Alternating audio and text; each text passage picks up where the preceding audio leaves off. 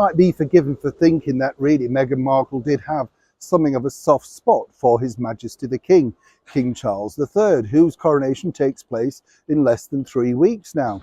But apparently not. And what's interesting is maybe, just maybe, it could be reciprocated from the King himself. As ever, let me explain. Hi, good morning, Neil Sean here in the very heart of London. Let's have a wave today. Yes, I know. People say not all the time, but just occasionally. Yeah, we need a bit of exercise, don't we?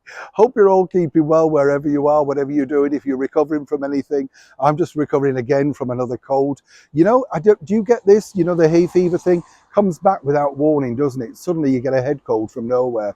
Yeah, you're like me, aren't you? I know. And even, have you noticed this? Because we're going off kilter here, we'll get shot. But have you noticed how it makes you, things taste strange, you know? Like even the Horlicks just tasted of nothing, you know what I mean? And then you have to leave the tea bag in longer to make your tea a bit stronger. You're looking at me like I'm daft. Yeah, I can see you looking, thinking, he's nutty. I'm not, but you know what I mean? When you get a cold, everything just tastes odd, doesn't it? You have to put more flavour in, I know. Or is it an age thing? Don't you dare answer.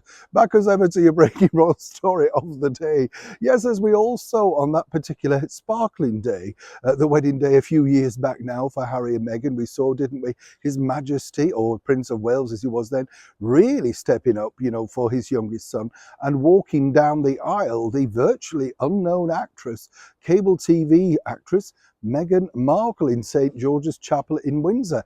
I mean, what a coup, you know? Sadly, according to her, her real father, Thomas Markle, who devoted so much time and energy in raising her and providing her with everything she needed to get to that point in her life, was seemingly obsolete due to an illness, you know. Very sad indeed. And given the fact that, of course, neither Harry or Meghan bothered to go and visit him because of a worrying paparazzi, very strange story when you look at that now. Looking back, you know, at it and thinking, very odd indeed. But according to a very good source, the King really is so exhausted with the merry-go-round of demands. And as ever, we have to say allegedly from Harry and Meghan that simply, you know, he would settle for a simple relationship with his youngest son. And he sees his return back here for the coronation as the very start of that. And one could understand if you thought about it, because obviously, you know, he had a warm, close relationship. Whatever Harry has claimed in interviews seemingly afterwards, they got on incredibly well. According to very good sources, and I saw this myself firsthand, Harry did embrace royal life, seemingly enjoyed his royal duties, and in particular pushing forward with his plans for Invictus. Everything changed. But of course, now a lot of people are speculating, well, has the King airbrushed Meghan out? Well, not really. He's been kind enough to include a picture of her in the coronation brochure. That means she goes down in history, quite literally.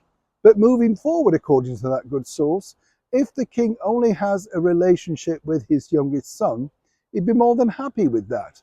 If, of course, that doesn't include Meghan or indeed the rest of his family, naturally he would be very sad. But more than ever, he wants to reconnect with Harry to make sure, on a personal level as a father, that everything is okay. According to that source, he's more than concerned about Harry's mental well-being, as maybe he should. Neil Sean in the very heart of London.